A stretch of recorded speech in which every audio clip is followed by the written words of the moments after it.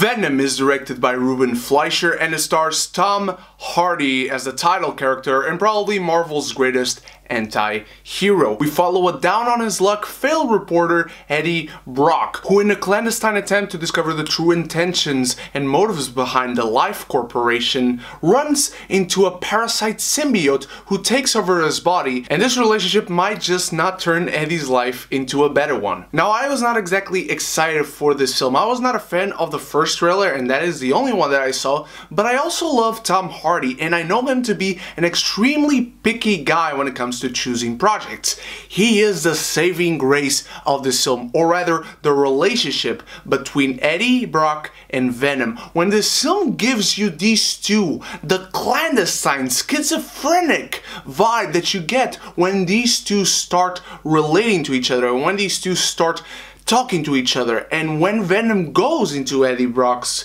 body, that is the movie you want to see. That is the movie you're salivating for, and the movie nails that down to a T. Eddie Brock and Venom's relationship in this film is kind of a buddy cop thing and a body horror kind of mishmash. These two elements combined make for this such unique, such vibrant, exciting, unique dynamic that these two have, with Eddie Brock not being able to control what is in his body and not knowing what is in his body. These are two completely independent beings of each other when it comes to the actions they take or the thoughts they think, but they actually need each other to survive, or at least Venom does. It's a symbiotic relationship that benefits both of them as the movie develops and as you see these two characters and their true intentions, their true motivations. And they couldn't be more different, which makes for a very nailed down perspective on Venom and Eddie Brock, and makes for this film to have two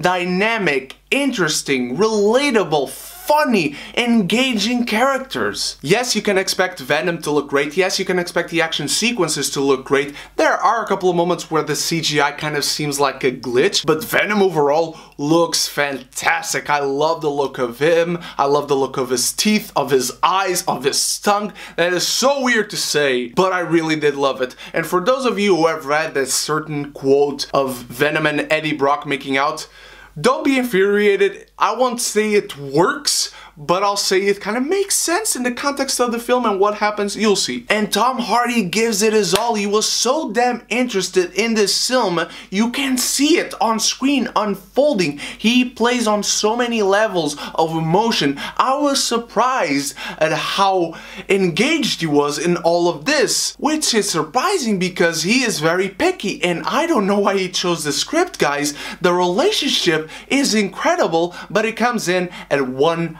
hour into this film. The first hour of this film is some of the worst shit I've had to sit through in the entire year of 2018. Probably also in the entire year of 2017. 16 maybe as well. It's like soap opera bad. Forget character dynamics, forget character progression, forget scene buildup, forget scene payoff, forget dialogue. Everything sucks in the first hour of the film. Scene construction? No, people will just tell you everything that is about to come and that needs to be said in this film instead of showing you things, instead of things happening in front of your eyes and you seeing and thinking for yourself. No, characters will just say every freaking thing. It's not until Eddie Brock gets the symbiote and they become one, even without Eddie realizing it, that this film becomes what you wish, what you kind of wish it was. And what I said about Tom Hardy being impeccable in his role, he is. Not that his role is spectacular, but he is great in his role. But Riz Ahmed, Michelle Williams, and everybody else in this cast did not put their A game, much like Tom Hardy. Especially Riz Ahmed, who I adore, and I think he's got talent to run circles around people for days. The dude was sleepwalking through this role. You can see it in his eyes. He's just dead. He's reading lines out of a script that basically looks like he's about to get shot if he doesn't read them. And Michelle Williams is not all bad. There's like a couple of scenes towards the end that she starts engaging with Tom Hardy, and the relationship that they had starts making sense once Venom comes into it and you actually kind of understand how Venom relates and connects and understands Eddie Brock probably better than Eddie Brock understands understands him. But Michelle Williams up until that point was just so unnervingly bad and bland. You know this woman to be such a great actress, and she did not put her effort in. At least her effort didn't come across. So like the movie is tonally off, the movie features comedy and horror, like horror that you would expect to see in a superhero comic book movie, but there are sequences in this film, action sequences, that are straight out of John Carpenter's The Thing. But there are so many weird choices when it comes to the editing, when it comes to the dialogue, when it comes to certain characters and where they start and where they end off. And for Sony to want an entire universe to spawn off of this film, they really didn't put much effort into this. I'll say this without spoiling anything. There's a character and an actor that have been announced and talked about to be in this film, and you are expecting that actor, you are expecting this actor to be X character, and he comes in the post-credit scene, and that's it. He teases what is about to come.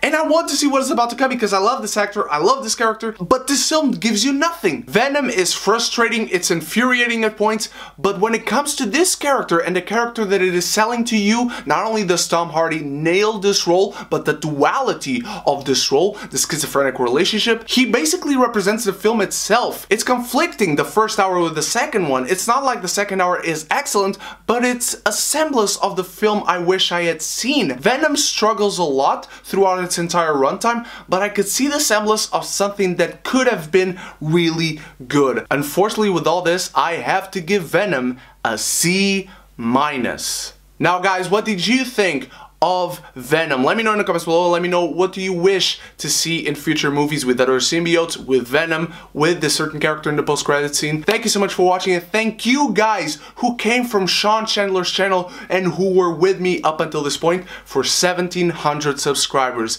It means so much to me, guys. Thank you, thank you, thank you so much. I hope that we continue to grow and create a beautiful community together. Thank you, you guys are the best. Go check out my review with Sean Chandler of The Philosopher's Stone. Check out my review with Chandler Langley of The Chamber of Secrets. And I hope to see you in my next review very soon. So until then, you stay beautiful, you stay geeky. And if you haven't done so yet, click the subscribe button, click the bell so you can be geeky united.